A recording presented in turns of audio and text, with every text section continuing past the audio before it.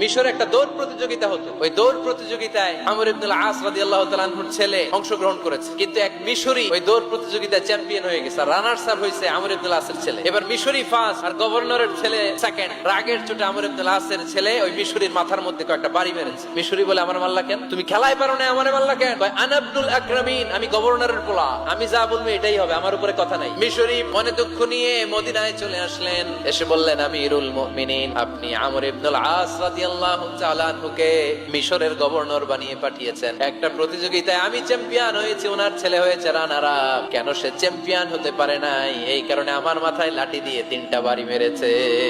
ওমর ফারুক বললেন, তাই আগামী বছরের অমুক তারিখ আমি সব গভর্নরদেরকে ডেকে হিসাব নিতে, ওই দিন তুই থাকবি। ওই দিন 7 রাজ্য থেকে 7 গভর্নর হাজির, গভর্নরদের ছেলেরাও হাজির। মিজে একটা লাঠি এনে মিশরের হাতে দিয়ে বললো, এবার তোর মাথায় যতটা মারছে তুই ততটা গুনে গুনে মার, আমি দেখবো।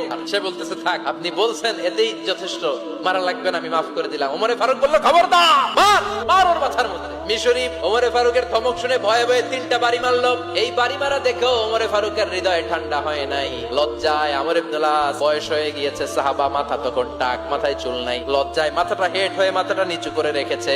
এবার রাগের চোটে ওমরে ফারুক বললেন, এবার আমর ইবনুল আসের টাক মাথার মধ্যে একটা মার। কেন ছেলেকে শিক্ষা দিতে পারে নাই?